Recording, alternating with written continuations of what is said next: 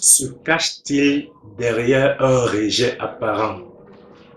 Le rejet apparent, c'est le fait d'avoir la sensation d'être repoussé, d'être mis à l'écart par les autres. C'est le fait d'avoir l'impression de ne pas obtenir quelque chose qu'on pourrait éventuellement mériter. Être rejeté, c'est être mis de côté. Être rejeté, c'est être ignoré. Être rejeté, c'est ne pas être se manifeste, s'exprime, se matérialise, se cristallise autour d'une expression très courte, mais d'une puissance incommensurable qui est le non. N-O-N. Que se cache-t-il derrière le non? Il peut arriver beaucoup de situations que vous proposez quelque chose à quelqu'un et que la personne vous dise non.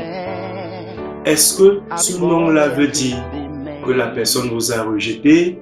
Est-ce que ce nom-là veut dire que votre personne n'a pas de valeur? Est-ce que ce nom-là veut dire que votre projet est un mauvais projet? Il est naturel et normal qu'on reçoive de temps en temps des noms. Parce que le nom, au-delà des apparences, n'est pas toujours une négation en soi. Le nom a des significations profondes qu'il est important d'apprendre à comprendre. Parfois, pour ceux qui sont religieux, croyants, ils savent que Dieu ne répond pas à toutes les prières par un oui immédiat. Il peut arriver que Dieu prenne le temps.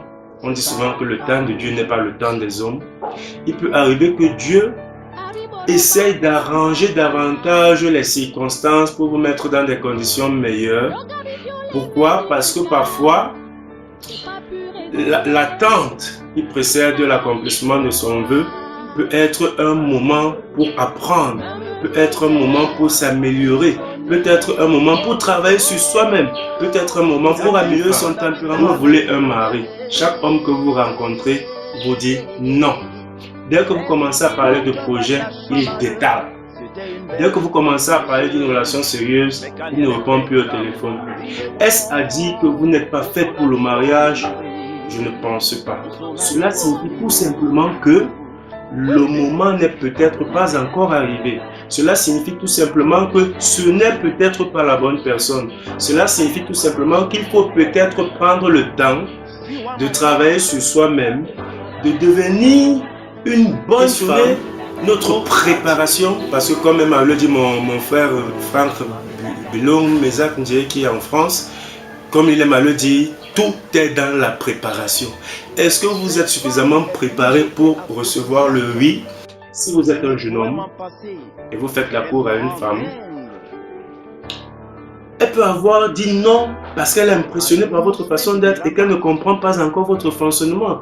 Peut-être qu'à 80%, elle veut vous dire oui, mais il reste un petit pan de votre personnalité qu'elle a du mal à cerner. Peut-être qu'elle a passé simplement une mauvaise journée. Peut-être qu'elle sort d'une déception. Peut-être que votre approche la laisse dubitative. Ce non vous permet de réajuster le tir et de revenir de plus belle. Et au bout du compte, il y a de fortes chances que le N-O-N du non se transforme en oui. C'est pour cela qu'on dit à vaincre sans péril, un triomphe sans gloire. Pour qu'il y ait de la gloire, pour qu'il y ait véritablement une joie intense, pour qu'il y ait la valeur à ce qu'on fait, il faut qu'on passe par les difficultés. On a connu des génies, des gens d'une grande valeur, d'une qualité exceptionnelle dans leur domaine, mais qui manquaient de véritables valeurs humaines. Le nom ici peut vous appeler à vous ouvrir davantage et à considérer l'humain avant tout le reste. Le nom peut vous permettre, à travers des difficultés que vous traversez, à réaliser que ceux qui n'y arrivent pas, ce n'est pas nécessairement parce qu'ils sont nuls. Ça peut être simplement parce que ce n'est pas leur moment, ça peut être simplement parce que ce n'est pas leur destin, ça peut être simplement parce qu'ils ont encore du travail à faire sur eux-mêmes. Voilà à quoi renvoie un ami, Patrick Yannick, qui disait que le O de non et le O de oui renvoie simplement à une opportunité. Le haut de non, c'est une opportunité à s'améliorer. Le haut de non, c'est une opportunité à avancer. Le haut de non, c'est une opportunité à améliorer ce qu'on sait faire. Et le haut de oui, c'est une invite à grandir. Pour comprendre et intégrer, c'est que non ne veut pas toujours dire non. Demandez aux femmes, elles savent très bien que parfois en vous disant non, c'est pour voir votre degré de détermination, c'est pour voir votre sérieux, c'est pour voir si véritablement il y a du contenu, c'est pour voir si vous avez du caractère, c'est pour voir si elles ne vont pas se retrouver avec une mauviette, c'est pour voir si elles auront affaire à quelqu'un de sérieux, c'est pour voir si elles auront affaire à quelqu'un de persévérant, d'endurant, qui pourra prendre soin de la famille, qui pourra prendre soin des enfants, qui pourra se battre pour défendre ses idéaux. C'est pour ça que parfois elles peuvent vous dire non. Les femmes savent très bien que non veut dire peut-être. Le non n'est pas toujours non. Le rejet apparent n'est qu'apparent. Faites attention au rejet. Parfois, c'est parce qu'on a peur de vous qu'on vous rejette. Parfois, c'est parce que le moment est venu que vous voliez de vos propres ailes, qu'on refuse de vous accorder certaines faveurs. Parfois, c'est parce qu'on estime que vous êtes suffisamment mûr pour mener vos propres combats. C'est ça le rejet apparent.